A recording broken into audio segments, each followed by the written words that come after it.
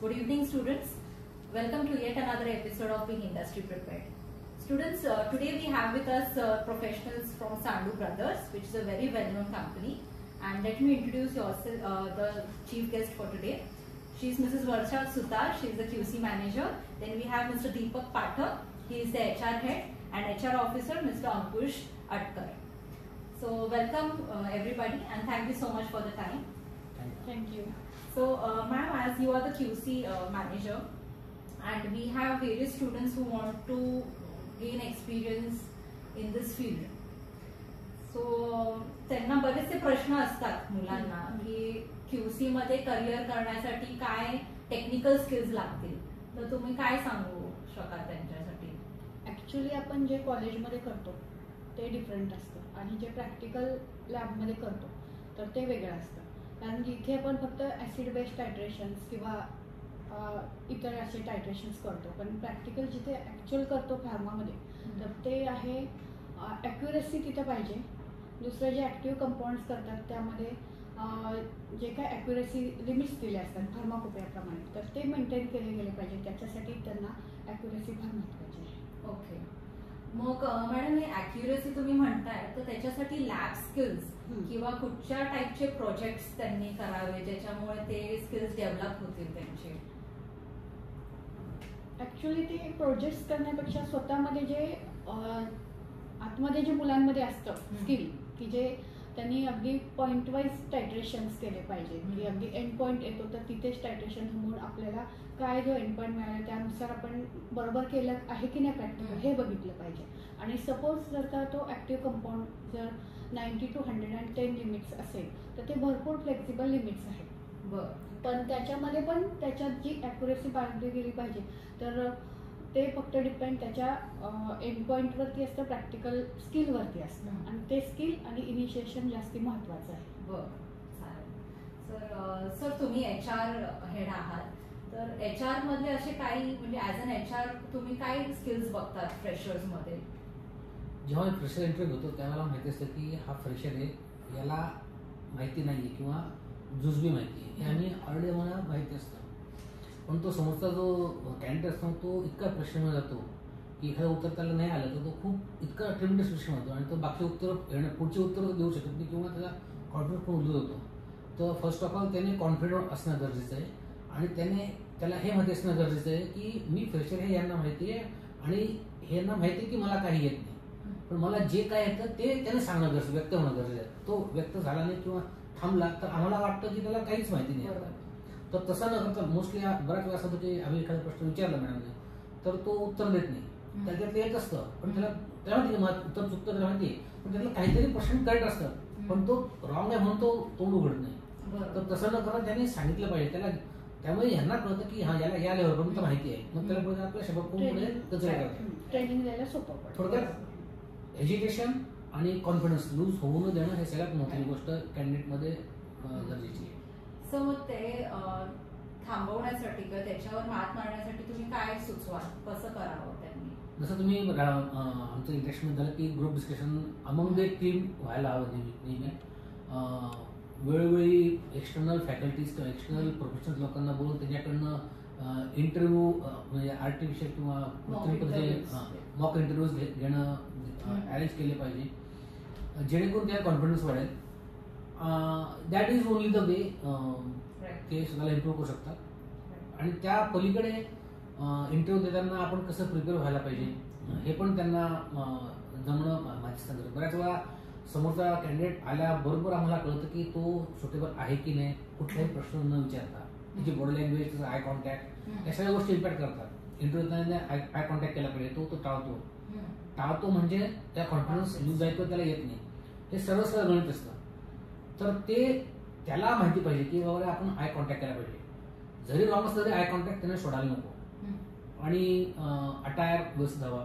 इंटरव्ह्यूला आलाय, shirt in केलेलं नाहीये, अपीअरन्स, कपडे म्हणजे क्वालिटी कमी जास्त असू शकते पण ते स्वच्छ नीट असणं कॉमन गोष्ट आहे.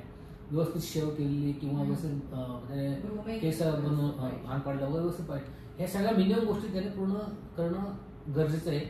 याच्यावर आम्हाला कळतं की तो किती सिरियस इंटरव्ह्यू करता आला. आणि कॅज्युअल पासून आला तर आम्हाला कळतं की बाबा हा काही इंटरेस्टेड नाहीये. मग बऱ्याच वेळा आम्ही त्या बेसिसवर पण त्याला जे करतो. बरोबर. ॲटिट्यूड एखाद्या हुशार विद्यार्थी किंवा त्याच्यामध्ये एखादा ॲटिट्यूड असला तर तो ॲटिट्यूड आम्हाला रिफ्लेक्ट झाला नको. झालं तर आम्ही त्याला क्रॉस करतो कारण मला ॲटिट्यूड नको आहे. बरोबर. तर ह्या गोष्टी त्या कॅन्डिडेटला माहिती असणं गरजेचं किंवा बिंग प्रोफेसर किंवा इन्स्टिट्यूट त्यांनी त्याला एज्युकेट करणं गरजेचं कारण त्यांना माहिती नाही. त्यांच्या नकळतपणे अनावधानाने त्यांच्या चुका होतात आणि त्या चुका त्यांना सिलेक्शन पासून वंचित करतात. तर ह्या गोष्टी प्रिकॉशन म्हणजे एज्युकेशन इन्स्टिट्यूट त्यांना एज्युकेट करू शकते बेटर मॅनरने आणि त्यामुळे त्यांचा रिझल्ट चांगला येईल. त्यांना better opportunity they can grab the opportunity very easily. खूप छान सांगितलं सर. आता एक शेवटचाच मॅम दोघांना एक प्रश्न आहे की मुलांना असं वाटतं की फक्त प्रोडक्शन म्हणजे प्रोडक्शन मध्ये स्कोप नाहीये किंवा ते टाळतात, तर तुम्ही काय सुचवाल अशा मुलांना? What is the career prospects in production? Technically speaking म्हणजे पूर्ण एंटायर इंडस्ट्री कुठली पण इंडस्ट्री आहे का तुम्ही इंडस्ट्रीमध्ये दोन एरिया असतात. एक टेक्निकल असतं एक नॉन टेक्निकल असतं. म्हणजे अकाउंट्स झालं, HR झालं, ऍडमिन झालं, हे सपोर्ट फंक्शन झाले आणि जे टेक्निकल फंक्शन आहेत प्रोडक्शन येतं, QC येतं, हे टेक्निकल फंक्शन.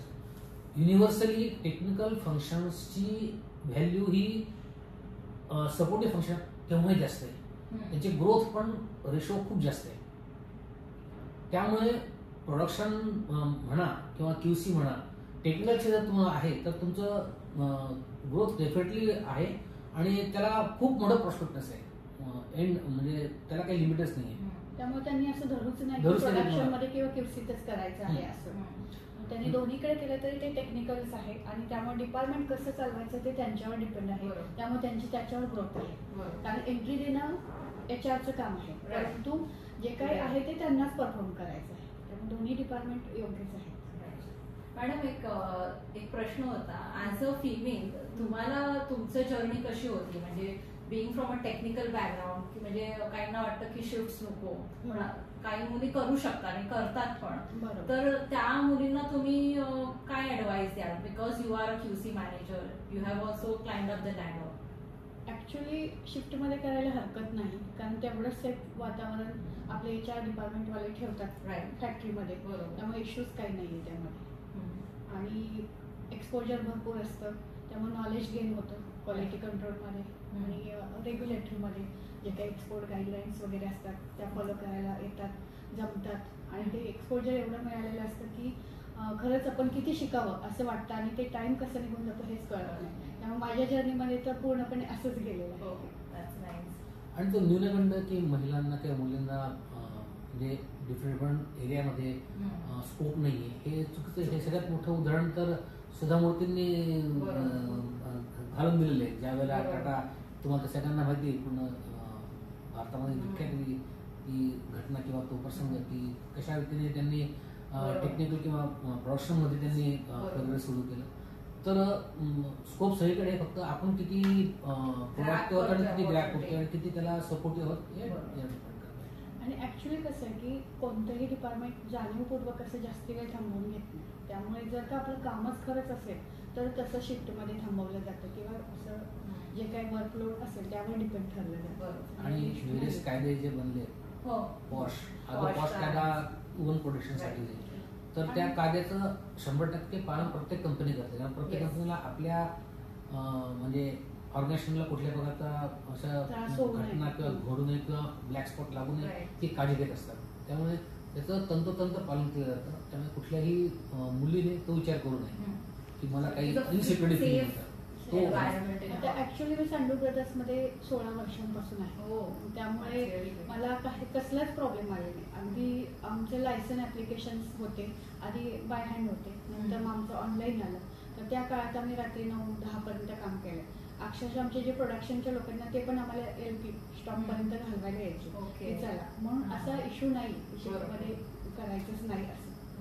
एकदम छान एक्सपोजर मिळालं. त्यामुळे सांडू ब्रदर्सचे थँक्स. खूप छान वाटलं तुमच्या सगळ्यांशी बोलून. आणि एक मुली असतील ऐकत असतील आमचे स्टुडंट तर त्यांना पण एक दिलासा मिळेल की तुमच्यासारख्या म्हणजे एक फिगर आहे समोर की ज्यांनी सुरुवातीपासून 16 वर्षात सांडू ब्रदर्ससाठी काम केलंय and she is happy, satisfied. So thank you so much all of you for being here and thank you students. Bye bye. Thank you.